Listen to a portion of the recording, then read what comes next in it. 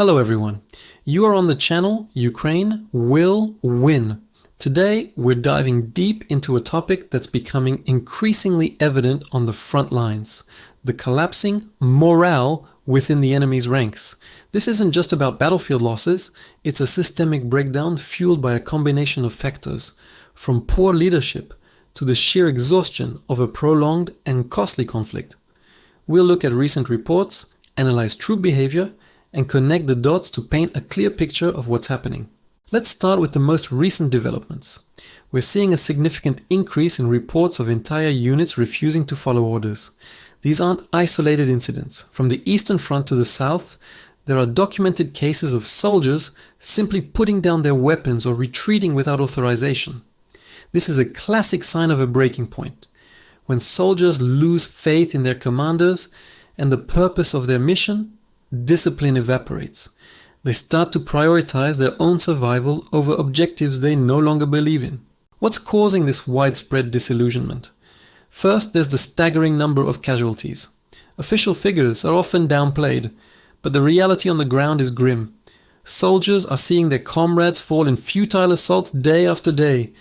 They are being sent into meat grinders with inadequate equipment and support. Imagine being told to advance on a well-fortified position with little to no artillery cover or air support. After a while, the human spirit can only take so much. The constant stress and fear, combined with the grief of losing friends, wears down even the most disciplined soldier. Another major factor is the disparity in treatment and resources. We hear countless stories of elite units getting the best gear, food, and medical care, while regular mobilized troops are treated as expendable.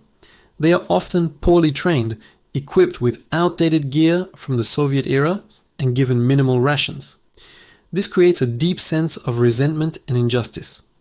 They see the propaganda back home promising a swift victory and a powerful army, but their reality is one of neglect and incompetence. This cognitive dissonance is a powerful morale killer. The communication breakdown is also critical.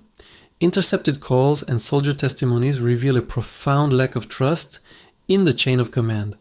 Orders are often contradictory, nonsensical, or lead to certain death. Commanders are perceived as being out of touch, safe in their bunkers while their men are sacrificed.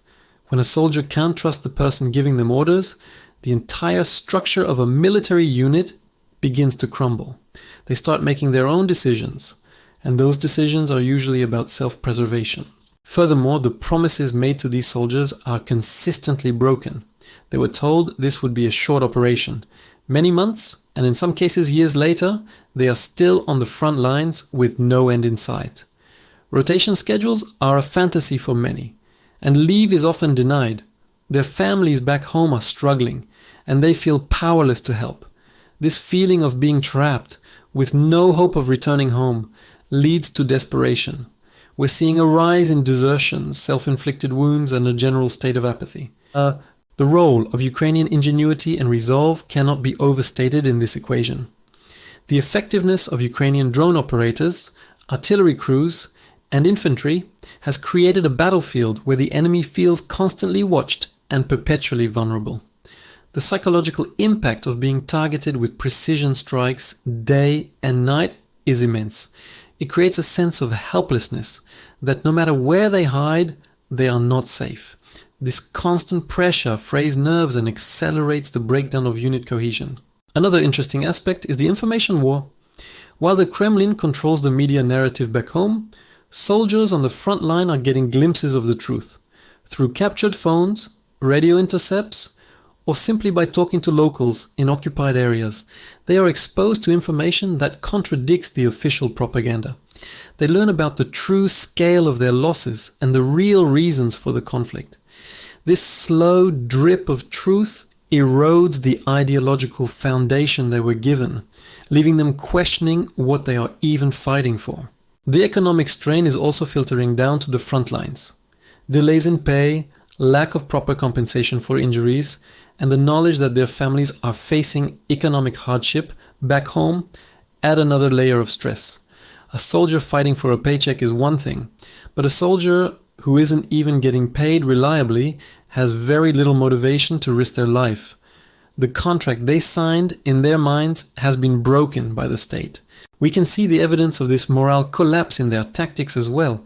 There's a noticeable decrease in complex offensive maneuvers.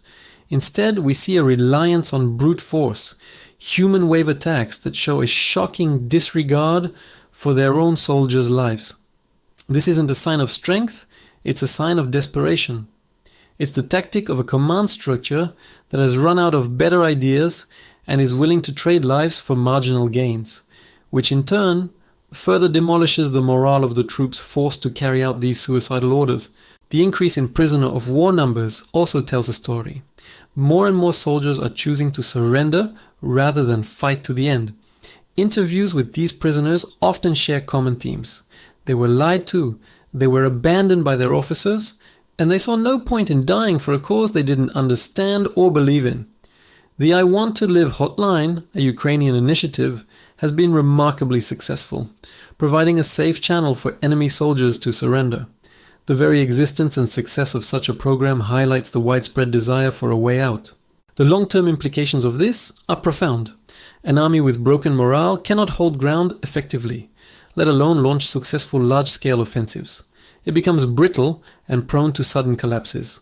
A well-placed strike or a determined push from Ukrainian forces can trigger a chain reaction, leading to chaotic retreats and the abandonment of vast amounts of equipment, as we have seen in previous counteroffensives. As we continue to watch the situation unfold, it's important to remember that this is a human tragedy on all sides. These soldiers are often victims of their own authoritarian regime, sent to fight a war of aggression based on lies.